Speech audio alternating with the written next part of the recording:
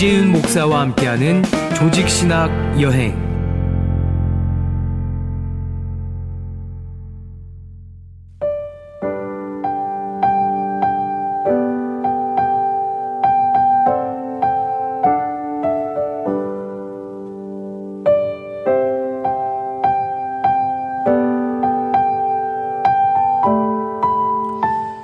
그리스도인은 시험을 만나면 어떻게 해야 할까요? 기뻐해야 할까요? 아니면 도망가야 할까요? 예수님께서는 기도를 가르치시면서 우리를 시험에 들게 하지 마옵시고라고 말씀하셨습니다. 한편 야고보는 말합니다. 내 형제들아, 너희가 여러 가지 시험을 당하거든 온전히 기쁘게 여기라. 시험에 대한 예수님의 말씀과 야고보의 반응은 다른 것일까요? 시험에 대한 그리스도인은 어떻게 반응해야 하는 것일까요? 야고보가 말하고 있는 시험은 외부에서 시작된 시련을 의미합니다. 그러나 예수님께서 말씀하신 시험은 내 심령 안에서 발생하는 각종 유혹을 의미합니다. 유혹은 우리를 죄에 빠지게 합니다. 유혹은 우리로 하나님을 멀어지도록 만듭니다. 그래서 우리는 세상 유혹과 죄의 유혹에 빠지지 않도록 몸부림을 쳐야 할 줄 믿습니다. 하지만 시련은 믿음의 연단을 통해 온전한 믿음을 이루게 합니다. 시련은 우리가 하나님의 뜻을 알아가도록 성숙한 그리스도인이 되도록 합니다. 그래서 우리는 시험을 만날 때마다, 시련을 당할 때마다 오히려 기뻐해야 하는 것입니다.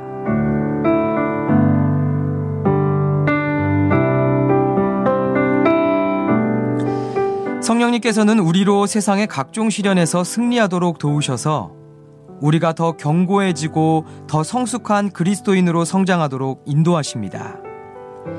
그러나 하나님 아버지께서는 저와 여러분을 죄로 이끌기 위해 악으로 유혹하시는 분은 아니십니다. 고린도전서 10장 13절 말씀입니다. 사람이 감당할 시험 밖에는 너희가 당한 것이 없나니 오직 하나님은 미쁘사 너희가 감당하지 못할 시험 당함을 허락하지 아니하시고 시험 당할 즈음에 또한 피해야 할 길을 내사 너희로 능히 감당하게 하시느니라.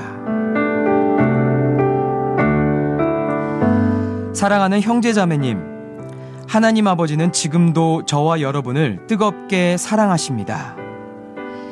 성령님은 지금도 저와 여러분을 승리의 길로 인도하고 계십니다.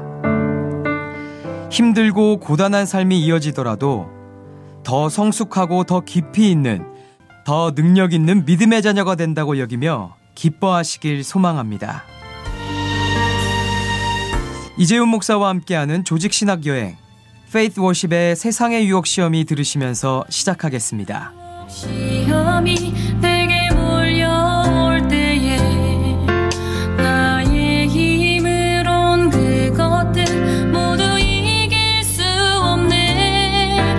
거대한 폭풍 가운데 위축된 나의 영혼 어찌할 바를 몰라 헤매이고 있을 때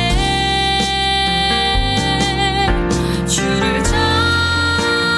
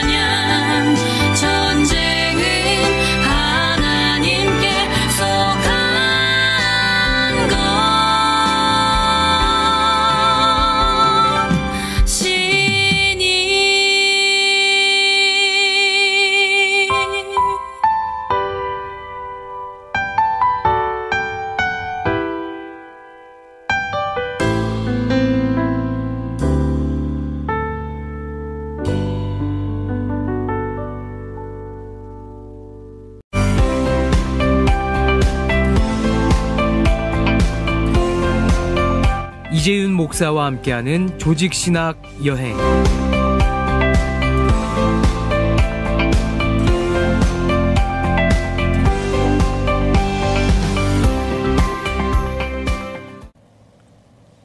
오늘은 정경성에 대해서 살펴보는 시간입니다.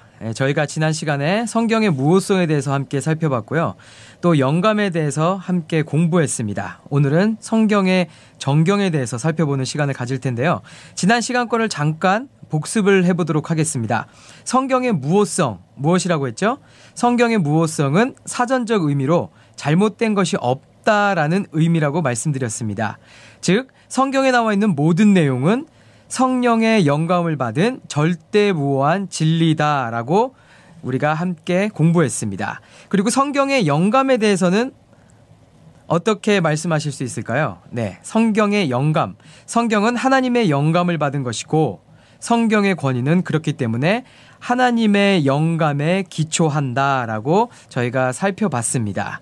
그래서 성경에 나오는 모든 철자, 모든 글자, 예수님께서는 그 모든 것을 신뢰하셨고 성경의 한 단어까지도 동사의 시제까지도 논증을 하는 근거로 삼으셨다고 저희가 살펴봤습니다.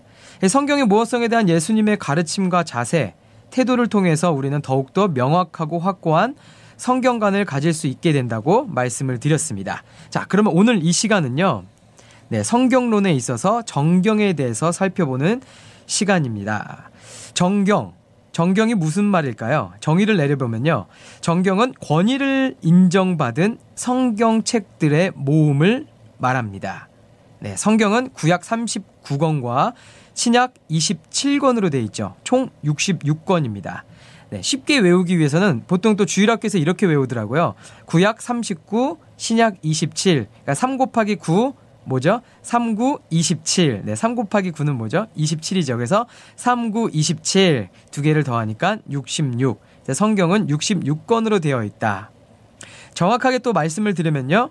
이 성경 66권의 정경 이외에는 다른 성경책은 없습니다. 제가 말씀드렸죠. 오늘날 내가 하나님께 특별한 계시를 받았습니다 하면서 하나님의 계시를 받았다. 자신이 받은 그 계시가 마치 정경인 것처럼 하나님의 권위를 갖고 있는 것처럼 이야기하는 것은 잘못된 것이다. 그것은 이단이다 말씀을 드렸습니다. 마태복음, 마가복음, 누가복음, 요한복음 그 다음에 내가복음은 없다라는 것입니다. 그래서 하나님의 말씀을 묵상하고 오늘날 나에게 주시는 그 하나님의 마음을 갖고 살아가는 것, 그것은 굉장히 건강한 신앙생활이에요. 하지만 하나님의 말씀을 묵상하고요. 하나님께서 내 마음에 어떠한 감동을 주신 것을 하나님께서 오늘날 나에게 남들이 깨닫지 못한 특별한 깨달음, 계시를 주셨다라고 하면서 이것을 나에게 주신 하나님의 특별한 뭔가 감동을 하나님의 계시다, 이것이 옳은 것이다, 마치 정경과 같은 권위를 부여하는 것은 이단입니다. 그건 잘못된 것이에요. 다시 한번 말씀드리면요. 성경의 66권의 정경 이외에는 다른 성경은 없습니다. 다른 성경은 없습니다. 정경이라는 말은요. 헬라어 캐넌에서 유래됐어요. 이것은 행동의 잣대를 의미하는 단어입니다. 그래서 이를 통해서 정경이 의미하는 바가 어떤 검증이나 기준에 합당해서요. 권위가 있고 규범적인 책들의 모음집이라는 것을 뜻하고 있어요. 규범적인 모음집이 인간 삶의 잣대가 된다라는 것을 우리는 알 수 있습니다. 디모데후서 3장 16절 말씀입니다. 모든 성경은 하나님의 감동으로 된 것으로 교훈과 책망과 바르게 함과 의로 교육하기에 유익하니. 성경의 영감과 무호성에 관해서 말하는 것이요. 이 성경은 하나님의 감동으로 된 것이다 라고 확증하는 것입니다. 성경 자체가 스스로 권위를 증거하고 있는 것이에요. 즉, 성경책들은 그 성경이 쓰여졌던 순간에 정경이 되는 것입니다. 왜 그렇죠? 저희가 지난 시간까지 영감과 무호성에 대해서 살펴봤잖아요. 성경은 성령의 감동으로 기록된 어떠한 오류도 없는 정확무오한 하나님의 권위를 가진 책이기 때문입니다. 근데 사람들은요, 마치 성경이 공식적인 권위의 척으로 인정하는 이유가 어떠한 권위적인 회의나 논의를 통해서 된 것이라고 이렇게 이해를 하고 계신 분들도 있어요. 하지만 이러한 활동이 있기 전에는 그러면 성경은 정경이 아니었습니까? 성경은 하나님의 절대적인 권위를 가진 책이 아니었을까요? 아니에요. 네, 어떠한 권위적 회의나 논의가 있기 전에도 이미 성경 66권은 그 자체만으로 하나님으로부터 영감되었고 정경이 된 것입니다. 그럼에도 불구하고 사람들의 모임이나 결정을 통해 성경이 수집되고요. 또 결정된 것은요, 인간을 통해 성경을 만드신 하나님께서 살아계셔서, 지금도 살아계셔서 인간 역사에 관여하고 계시고요, 참여하고 계시고요. 그래서 모든 인류가 구원받게 하시기 위한 하나님의 사랑과 은혜를 나타내 보여주고 계십니다. 네, 구약 성경의 정경에 대해서 한번 살펴볼게요. 구약 성경의 정경성에 살펴보면요, 먼저 모세오경의 증거에 대해서 살펴볼 필요가 있습니다. 여호수아 1장 7절에서 8절 말씀입니다. 오직 강하고 극히 담대하여 나의 종 모세가 내게 명령한 그 율법을 다 지켜 행하고 우로나 좌로나 치우치지 말라. 그리하면 어디로 가든지 형통하리니 이 율법책을 내 입에서 떠나지 말게 하며 주야로 그것을 묵상하여 그 안에 기록된 대로 다 지켜 행하라. 그리하면 내 길이 평탄하게 될 것이며 내가 형통하리라. 모세오경에서도 하나님 말씀, 성경의 정경에 대해서 증거하고 있는 것입니다. 또 여호수아서 23장 6절 말씀입니다. 그러므로 너희는 크게 힘써 모세의 율법책에 기록된 것을 다 지켜 행하라. 그것을 떠나 우로나 좌로나 치우치지 말라. 네.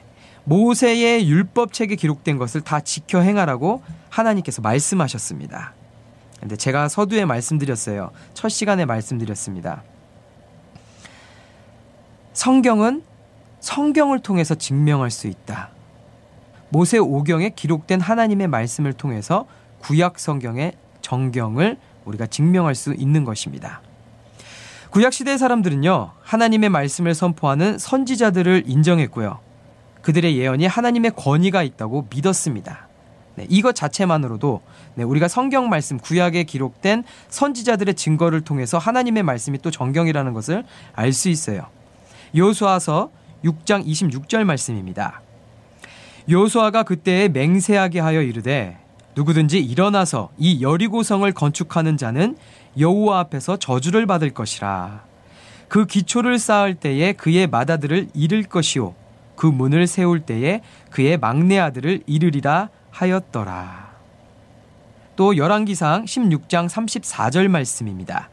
그때 베델 사람 히엘이 여리고를 건축하였는데 그가 그 터를 쌓을 때에 맏아들 아비람을 잃었고 그 문을 세울 때에 막내 아들 수굽을 잃었으니 여호와께서 눈의 아들 여호수아를 통해 하신 말씀같이 되었더라. 성경 말씀에 기록된 하나님의 예언의 말씀이 성취된 것을 우리가 두 눈으로 확인하고 있는 것입니다. 그렇죠? 네, 구약 성경은 1000년이 넘는 세월에 걸쳐서 많은 저자들이 하나님의 영감을 받아 기록된 책입니다. 이스라엘 민족의 역사 이야기이기도 하고요. 시편의 시들이 기록되어 있고요.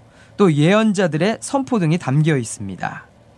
지금까지 알려진 바에 따르면요, 구약 성경 중 33권은 3단계로 구분되어 있습니다. 율법서라고 하는 토라, BC 400년 전에, 예언서 선지서는 BC 300년에서 200년 전에, 그리고 성문서는 BC 160년부터 105년 전쯤에 정경, 캐논으로 책택됐습니다. 구약 성경은 최종적으로 AD 90년에요. 유대인 랍비들의 모임 얌니아 공의에서 총 39권을 구약 성경으로 최종 확정했습니다. 구약 성경은 이미 유대인들 사이에서요, 성경으로 인정을 받았어요. BC 3세기에는 그리스어로 번역되기도 했고요. 이를 70인역이라고 부릅니다. 이 성경은 유대인들이 주변 국가들로 흩어지고 있는 디아스포라가 되면서 자국어인 히브리어를 잃어버리게 되고, 따라서 성경을 그리스어와 아람어로 번역했던 것입니다. 70인역은 초대교회 신자들의 성경이기도 했습니다. 신약의 저자들도요, 구약 성경을 인용할 때 이 70인역을 인용하곤 했었습니다. 오늘날까지 그리스 종교에는 2300년이 넘는 70인역을 구약 성경으로 사용하고 있다고 합니다.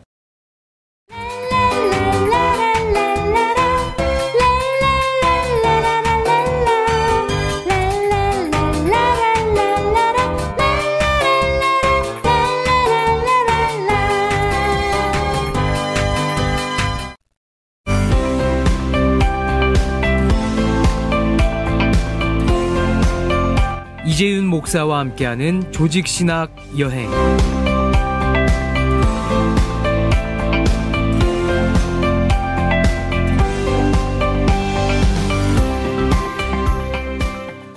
신약 성경의 정경에 대해서 살펴볼까요? 신약 성경의 정경의 의미는 어떤 책을 사도가 기록했거나 또는 그 사도에 의해서 뒷받침되어서 그 책 이면에 사도적 권위가 있어야 된다는 것이에요. 네. 또 책들이 사람들로부터 읽혀지면서 신약교회가 이를 채택하게 되고 그 권위를 인정하게 됩니다. 그래서 교회의 정통성을 따르고 있다. 신약교회가 그것을 채택해서 그 권위를 받아들여야 된다는 것입니다. 자, 그렇다면 오늘날 여러분들 중에서 하나님의 말씀을 묵상합니다. 큐티를 하죠. 네. 그 후에 내가 복음을 만들어서 내가 하나님의 특별한 계시를 받았다라고 말하면 안 된다고 했어요. 그렇지. 왜 그럴까요? 오늘날 내가 특별한 계시를 받았습니다라고 한 것이 신약 교회에서 채택하지 않았을 뿐만 아니라 오늘날의 교회들이 그것을 채택하고 있을까요? 그 권위를 인정하고 있을까요? 아니라는 것이죠. 그렇기 때문에 오늘날 와서 이 교회의 전통 속의 역사적 흐름을 봐서라도 오늘날 어떤 사람이 뭔가 특정한 교리를 만들고요, 특정한 논리 체계를 만들어서 이것이 하나님의 계시라고 주장을 한다면 그것은 분명히 오늘 우리가 지금 배운 이 부분을 통해서 분별할 수 있는 것입니다. 정경의 기준은 사도성이 있어야 한다는 것이요. 또한 정통적인 교회와의 일치를 이루어야 된다는 것입니다. 그리고 성령의 영감을 받아야 하고요. 교회들의 보편적인 동의를 얻어야 한다는 것입니다. 다시 한번 강조해서 말씀드릴게요. 정경의 기준이 뭐라고 말씀드렸죠? 사도성을 가지고 있다. 정통적인 기독교와의 일치를 이룬다. 그리고 성령의 영감을 받아야 한다. 교회들의 보편적인 동의를 얻어야 된다라는 것입니다. 자, 여기서 추가적으로 말씀을 드리면요. 성경은 원래 장절이 없었어요. 지금 여러분들 보면 챕터가 있죠. 장이 있고 절이 있는데 원래는 이런 부분이 없었습니다. 지금 우리가 사용하고 있는 장절은 중세시대 때 붙여진 것들이에요. 그래서 이 챕터는요. 1227년에 캔터베리 주교였던 랭턴이, 이 절은요. 구약의 경우 1440년 나탄이, 그리고 신약의 경우에는 1550년대에 파리의 인쇄업자였던 스테파누스란 사람이 나눈 것입니다. 지금 우리가 사용하고 있는 성경의 장절 부분은요, 1560년 제네바에서 출간된 성경의 장절 구분을 받아들인 것입니다. 사도시대의 성경의 저자가 증거하고 있는 정경에 대해서 한번 살펴보겠습니다. 대표적으로 디모데전서 5장 18절 말씀이 있습니다. 디모데전서 이제 5장 18절 말씀은요, 특별히 구약의 모세오경에 기록된 신명기 25장 4절 말씀이 누가복음 10장 7절에 기록된 말씀을 인용하고 있는 말씀 두 부분을 모두 성경이라고 기록하고 있어요. 먼저 디모데전서 5장 18절 말씀을 제가 읽겠습니다.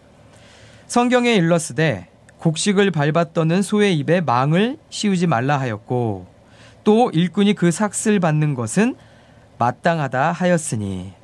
디모데전서 5장 18절에 기록된 이 말씀은요, 신명기 25장 4절 말씀에 기록된 곡식 떠는 소에게 망을 씌우지 말지니라, 이 말씀을 담고 있죠. 또한 누가복음 10장 7절 말씀, 그 집에 유하며 주는 것을 먹고 마시라, 일꾼이 그 삭슬 받는 것이 마땅하니라, 이 집에서 저 집으로 옮기지 말라라고 기록된 누가복음 10장 7절 말씀을 인용하고 있는, 그리고 또 신명기 말씀을 담고 있는 이 두 가지 모두를 포함하고 있는 말씀이에요.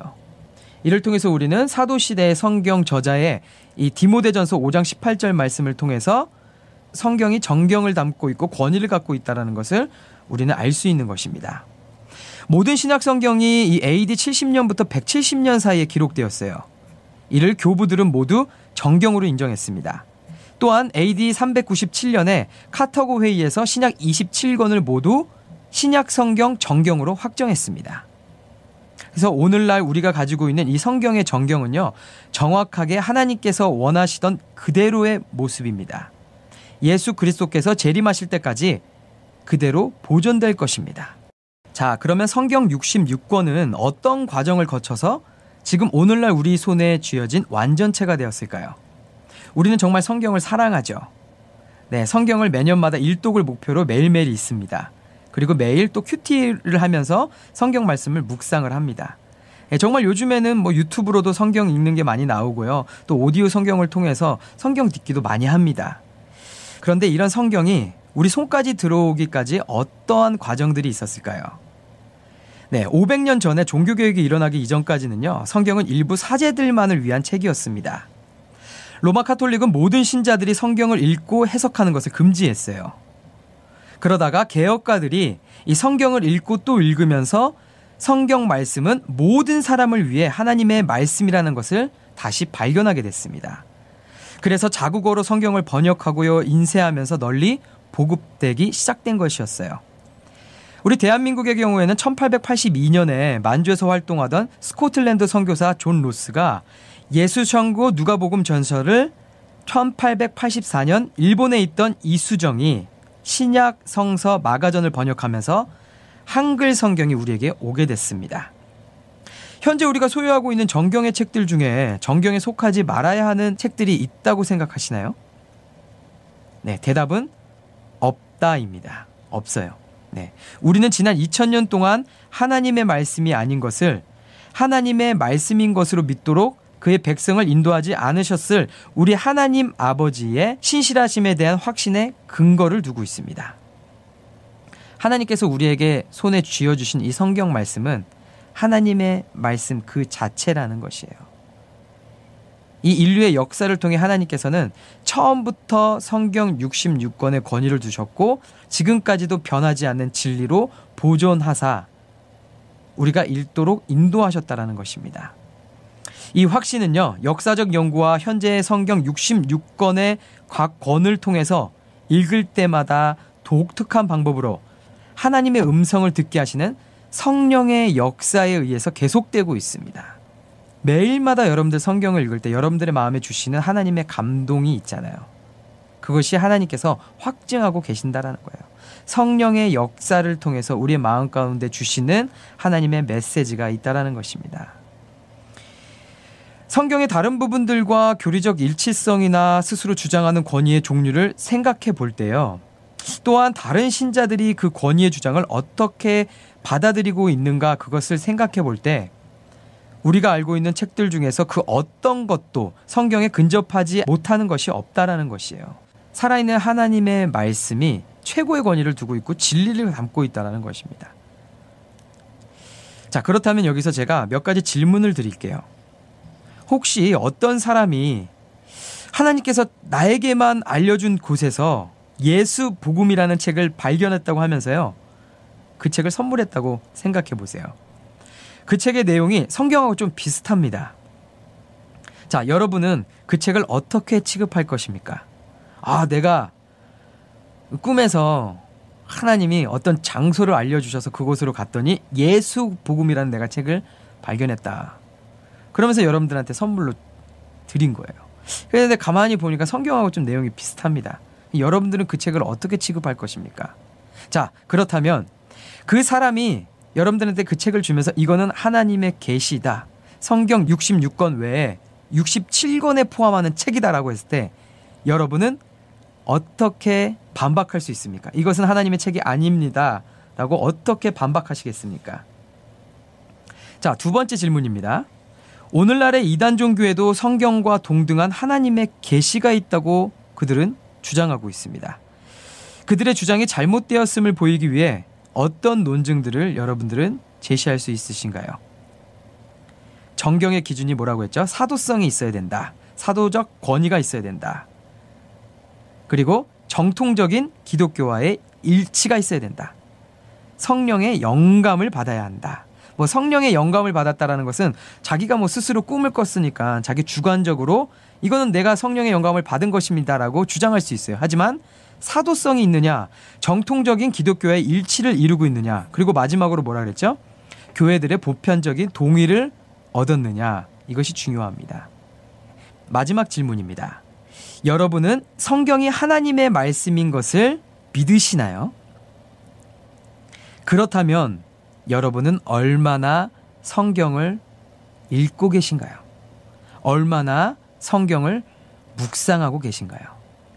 오늘 제가 강조드리고 싶은 부분은 바로 이 부분입니다. 지금 제가 말씀드리는 부분은요, 여러분들 중에 다 알고 계신 내용들이에요. 공부를 통해서, 학습을 통해서, 이전에 교회에서 실시하는 어떤 교육을 통해서 여러분들이 확실하게 기준을 잡고 계시고 머릿속에 쏙 담고 계신 내용들일 수 있어요. 중요한 부분이기 때문이죠. 하지만 오늘 제가 여러분들과 함께 조직신앙 여행을 떠나면서요, 마지막으로 강조드리고 싶은 부분은 바로 이 부분입니다. 우리가 명확하게 알고 있었던 성경의 정경에 대해서, 하나님의 말씀은 절대 진리이고 기준이라고 우리가 모두 확신에 차 있고 믿고 있는 이 부분에 대해서, 그렇다면 우리는 이 하나님의 말씀을 얼마나 읽고 얼마나 보고 있으며, 또한 그 말씀대로 순종하고 살아가기 위해서 얼마나 노력하고 있는가, 이 부분이 바로 저와 여러분이 하나님 말씀의 진리의 권위를 더욱 빛나게 하는 올바른 신앙인의 자세라고 믿습니다. 귀하고 귀하다 우리 어머니가 들려주시던 재미있게 듣던 말 이 책 중에 있으니 이 성경심이 살아납니다.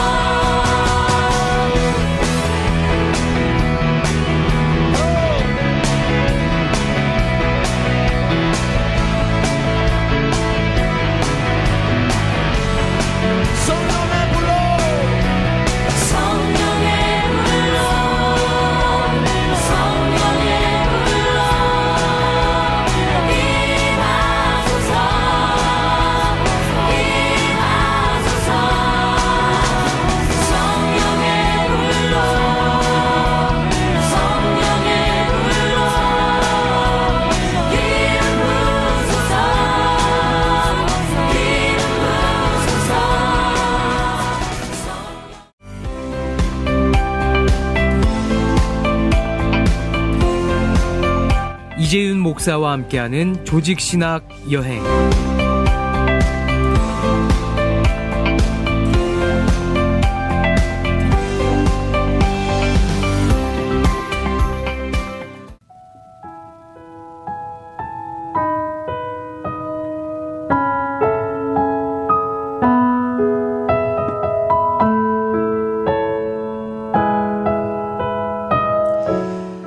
크리스천 여성들을 위해 글을 쓰고 있는 크리스틴 림보블룸 작가가 스트레스를 받을 때 기억해야 할 5가지 성경 진리라는 제목으로 칼럼을 썼습니다. 혹시 이 방송을 듣고 계신 분들 중에 어떤 이유에서든지 스트레스를 받고 계신 분들이 계신가요? 성경 말씀을 통해 위로받고 새 힘을 얻길 갈망하는 분들이 계신가요? 스트레스 받을 때 기억해야 할 5가지 성경 진리입니다.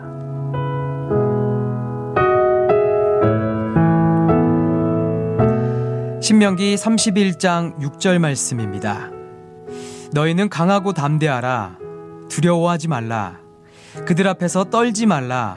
이는 내 하나님 여호와 그가 너와 함께 가시며 결코 너를 떠나지 아니하시며 버리지 아니하실 것임이라 하고.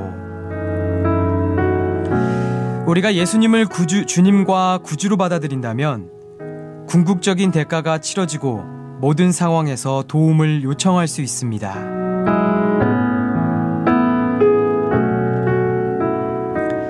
시편 34편 18절 말씀입니다. 여호와는 마음이 상한 자를 가까이 하시고 충심으로 통회하는 자를 구원하시는도다. 우리가 고통을 겪는 동안 하나님은 우리를 보고 계십니다. 하나님은 우리가 고통을 경험할 때 기꺼이 준비되어 계시며 우리와 가까이 계십니다. 그러나 우리 자신을 내려놓고 우리의 상황을 그분께 내맡기는 것은 우리 자신의 몫입니다.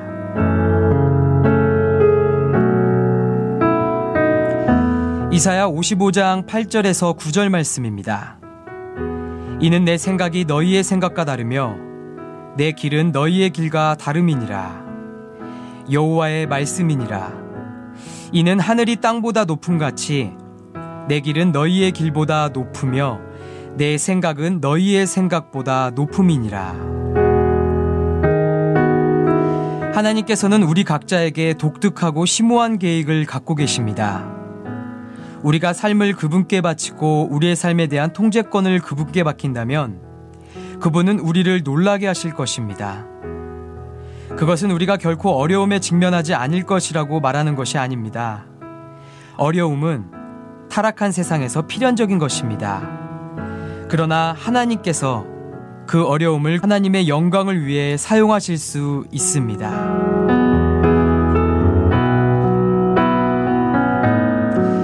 빌립보서 4장 6절에서 7절 말씀입니다.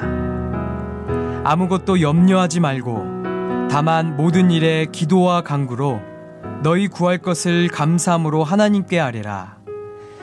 그리하면 모든 지각에 뛰어난 하나님의 평강이 그리스도 예수 안에서 너의 마음과 생각을 지키시리라. 하나님의 평강은 우리 각자가 갈망하는 것입니다. 우리가 그분과 시간을 보내기 위해 잠시 멈추었을 때 하나님의 임재는 진정으로 설명할 수 없는 평화를 제공합니다.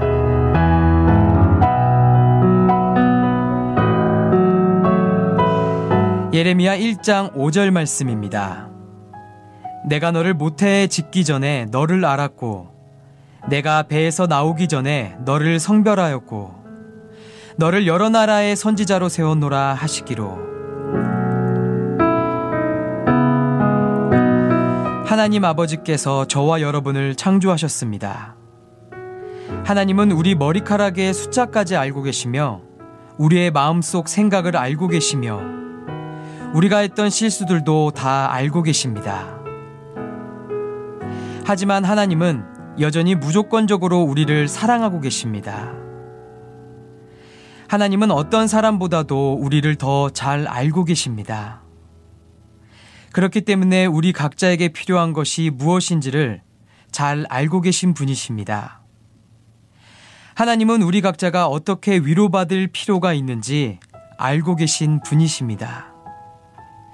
하나님은 우리 삶에서 어떻게 그리고 어디서 우리가 배우고 성장할 필요가 있는지 알고 계신 분이십니다.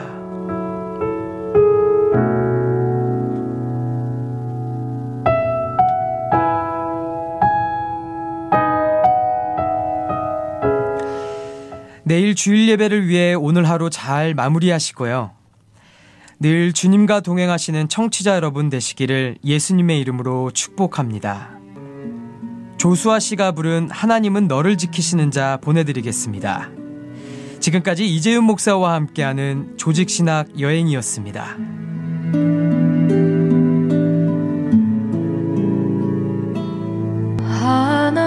하나님은 너를 지키시는 자 너의 우편에 그늘 되시니 낮에 해와 밤의 달도 너를 해치 못하리. 하나님은 너를 지키시는 자 너의 환난을 면케하시니 그가 너를 지키시리라. 너의 출입을 지키시리라. 눈을 들어 산을 보아라. 너의 도움 어디서 오나. 천지 지으신 너를 만드신 여호와께로다.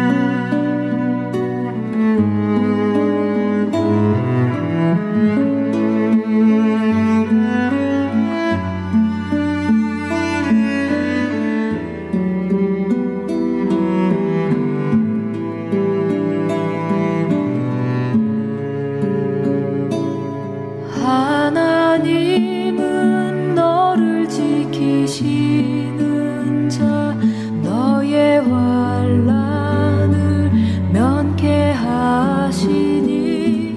그가 너를 지키시리라. 너의 출입을